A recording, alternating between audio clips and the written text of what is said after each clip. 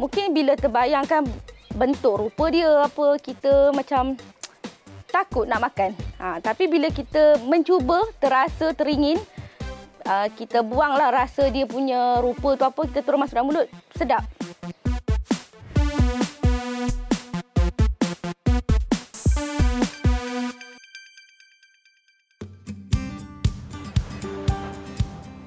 Satu ketika dahulu, ketika pemerintahan British, nama Pulau Pangkor dikeruni masyarakat setempat kerana menjadi pusat pengasingan pesakit kusta. Tahun berganti tahun, zaman berganti zaman. Kini, Pulau Pangkor antara destinasi pelancongan utama di negeri Perak. Dikelilingi perairan Selat Melaka dengan pesisiran pantai yang cantik dan bersih, para pengunjung pastinya teruja menikmati keindahan panorama di samping aktiviti air di sini. Meski kurang popular, pencarian ibu remis atau yat-yat antara aktiviti yang boleh diterokai di pulau yang terkenal dengan ikan bilis mata biru ini.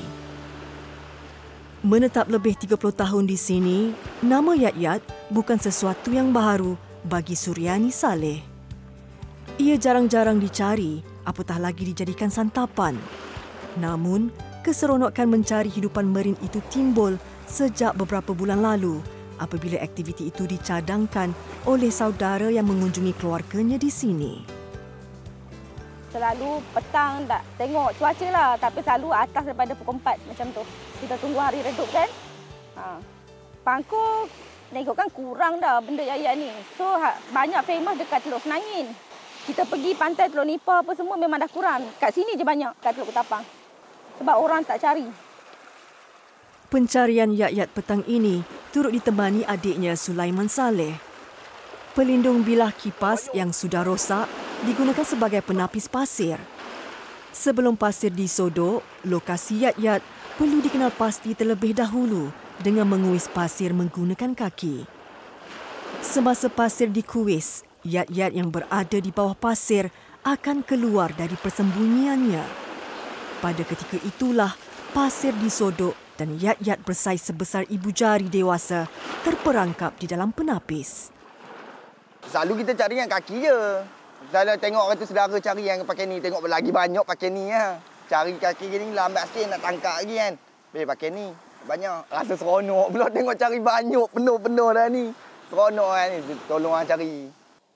Memiliki cengkerang berwarna perang, yat-yat boleh membenamkan diri ke dalam pasir dalam tempoh kurang 2 saat dengan bantuan air laut. Bukan mudah ya nak cari yat-yat ni ataupun dipanggil kutu laut.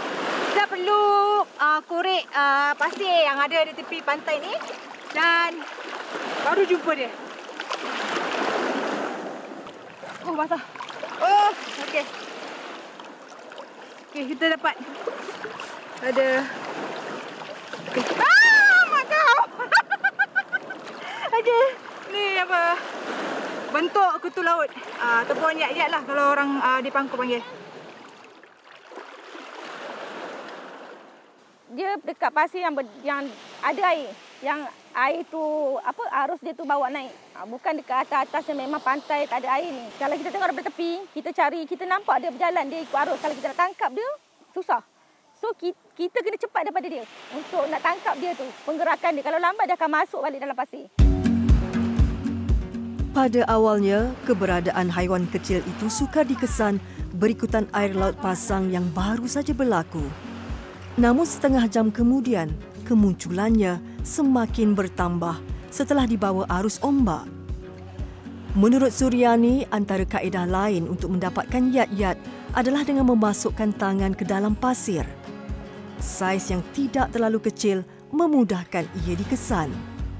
Tambahan pula, cengkerang hidupan laut ini yang lembut seperti udang tidak mendatangkan kecederaan pada tangan. Dia mula makan benda ni, mula dia makan, dia rasa pasir. Kita tak tahu kan. Kita kena rendam dulu dalam masa 15 minit ke bagi buang pasir tu baru dia rasa isi dia. Bila kita makan macam ni ada rasa ni. Pasir lah pasir. Kita tak rendam dia kan. Macam tu lah. Dia bagi saya lah, dia sedap kita buat goreng tepung. Lepas tu lagi satu, esok kita akan cuba. Sebab tak pernah yat-yat tu kita buat masak sambal. Kita akan cuba esok. Sekurang-kurangnya 1 kilogram yat-yat sudah tersedia untuk dimasak esok hari. Keenakan yang mungkin tidak dapat digambarkan.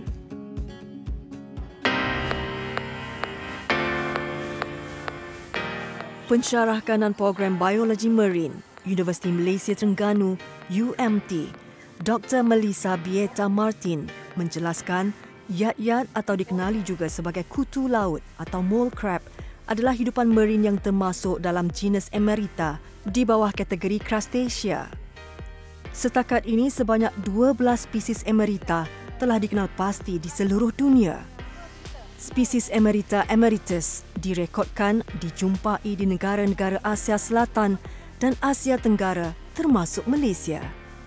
So, crustacean ni merangkumi makhluk-makhluk seperti udang, ketam, ada juga macam isopod dan semua kategori macam yang bercangkerang. Okay? So, yang kutu laut ni khas dijumpai di pesisiran pantai. Dan bukan sekadar di mana-mana pesisiran pantai je. Pesisiran pantai ni dia kena berada di kawasan yang berombak di mana adanya dia punya paras air itu akan naik turun. So bukannya di bahagian yang kering, dia memang kena adanya air. So di mana kutu laut ni ataupun yat-yat ni memang suka terbenam dan menggali ke dalam pasir. So kita akan terfikir pasir ni agak padat kan. So macam mana dia boleh terbenam dengan cepat ni ke dalam? So sebenarnya apa yang khas yang dia ada adalah pada ekor dia yang nampak macam bentuk anak panah. Okay? So dengan anak panah punya bentuk ekor macam tu, dia dapat menggali ke dalam pasir dan supaya pasir itu akan berkocak dengan air itu sendiri. So dia akan loose dan lepas tu dengan kaki dia yang lain, dia ada 5 pasang kaki. So dia akan menggali pasir itu mengalir ke atas supaya dia boleh berenang dengan cepat ke bawah. Plankton, organisma halus yang menjadi punca makanan utama bagi yat-yat. Plankton yang tidak berdaya berenang melawan ombak turut dibawa arus pasang surut ke tepian pantai. Pada ketika inilah, yat-yat mendapatkan makanannya menggunakan 2 antena, iaitu sesungut yang berfungsi sebagai penangkap plankton. Dia sejenis filter feeder. So filter feeder merupakan jenis pemakanan yang dia menggunakan antane dia, sesungut, untuk menapis makanan. Okay? Kalau udang memang kita nampak kepalanya menjurus. Kalau mata udang memang dia terbenam besar hitam ke dalam kan. Tapi untuk yat-yat, tapi mata dia ada pada batang. Bukan dia macam udang. So dia memang batang dan biji mata dia dan antena yang akan filter lah makanan macam tu. So dia punya katakan antena dia berbulu sikit. Mengulas lanjut mengenai kutu laut, yat-yat tergolong dalam keluarga yang tidak berbahaya kepada manusia. Namun terdapat satu kes pada tahun 2017 di Melbourne, Australia. Kaki seorang remaja berlumuran darah dipercayai digigit ratusan kutu laut dari spesies Amphipoda dan Isopoda. Meski haiwan-haiwan ini memakan hidupan laut hidup dan mati, pakar menyifatkan kes itu sebagai perkara yang sangat-sangat jarang berlaku. Yat-yat ni sebenarnya memang tidak akan mengancam manusia sebenarnya. Dia sangat pemalu sebenarnya. Berbanding dengan apa yang dikatakan yang kes tu yang memakan kaki orang tu, yang berlaku ni di Australia, merupakan sejenis crustacea juga, tapi pada order yang berlainan, itu Isopoda. So, Isopoda itu, dia sebenarnya jenis pemangsa.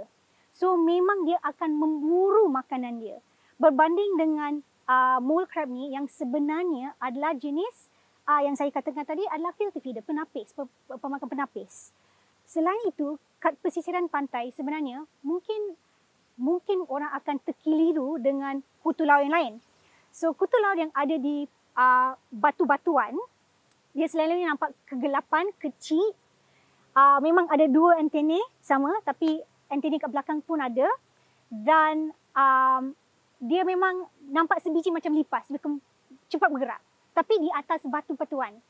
Dia boleh juga hidup dalam keadaan yang lembap, tapi tidak boleh terbenam di dalam pasir berbanding dengan kutu laut ataupun yat-yat yang kita maksudkan inilah.